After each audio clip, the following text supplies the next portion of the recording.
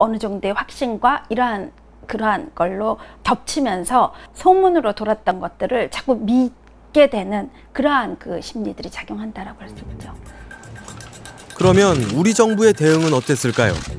우리 정부 역시 일본 방사능의 진실을 파악하고 국민들의 불안을 해소하는데 너무 미온적이었다는 평가가 있습니다.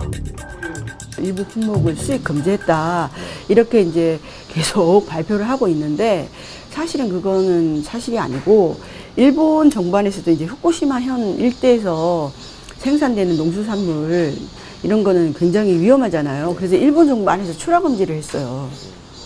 그러니까 그 출하 금지를 한 걸 그냥 우리가 그대로 받은 거예요. 우리나라는 방사능 기준치만 통과하면 심지어 후쿠시마 앞바다에서 잡힌 오징어, 꽁치, 고등어가 들어올 수 있습니다. 후쿠시마 등 8개 현에서 수입이 중단된 50개 수산물 품목 안에 포함되지 않기 때문입니다.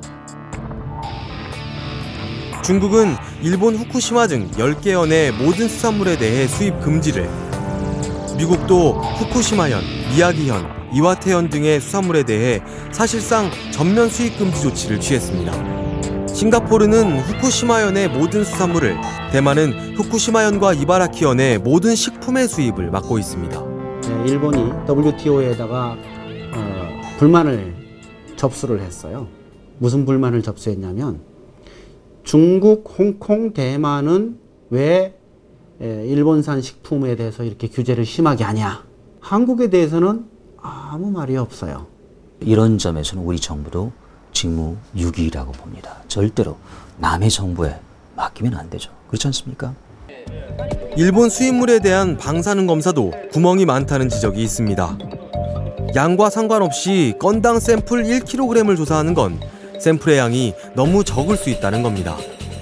10만 킬로를 들어든 1000 킬로를 들어든 10,000 킬로를 들어든 이걸 한 건으로 쳐요. 예를 들면 1톤이면 뭐 한 건이든 이런 게 아니고 그게 1톤이든 10,000톤이든 이건 다 건당으로 치는 거예요. 근데 그 건당 1kg만 샘플 조사를 하는 거예요.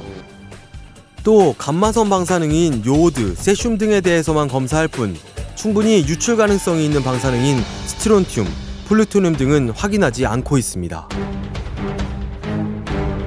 플루토늄, 삼중수소, 스트론튬, 물론 소량일 수도 있습니다. 그렇지만은 그게 소량인지를 확인하자는 게 중요한 것이지, 그게 소량일 것이다. 그러니까 이거는 괴담이고 이거는 낭설이고 그냥 이렇게 차치해버리고 일고의 가치도 없고 이게 능사가 아니라는 게 제 말씀이죠. 확인을 해야 된다는 거예요. 그리고 판단은 국민이 하면 됩니다. 그런데 지금도 어느 누군가가, 어느 집단이, 어느 기관이, 국가, 정부가 판단을 해버린 겁니다. 없을 거야. 그건 뭐하게 하냐. 이거는 바르지 못한 거죠. 사실 일본 원전 사고와 관련한 우리 국민들의 불신은 사고 당시부터 계속됐습니다. 지난 2011년 당시에도 국민의 26.3%만이 원전 사고와 관련한 정부의 발표에 대해 신뢰한다고 밝혔고, 불신 이유로는 국민을 안심시키려고만 하는 정부의 태도 때문이라는 응답이 36.1%로 가장 높았습니다.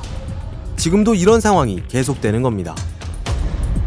사람들이 다 얘기를 한 후에 얼마 있다가 정부에서 안전합니다, 뭐라고 발표를 한다 하더라도 이미 처음 들어온 정보를 가지고 사람들은 판단을 한 상태예요.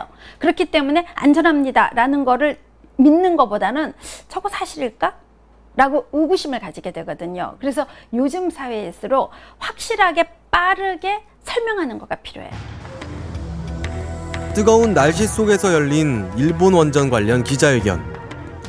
방사능 오염수가 바다로 유출되고 있다는 걸 일본 정부가 인정했음에도 우리 정부의 태도가 너무나도 미온적이라는 비판이 이어졌습니다.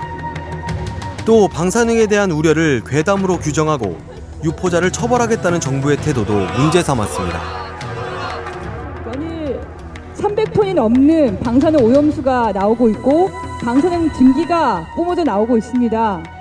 후쿠시마 원전 사고는 끝난 것이 아닙니다. 지금도 진행 중입니다.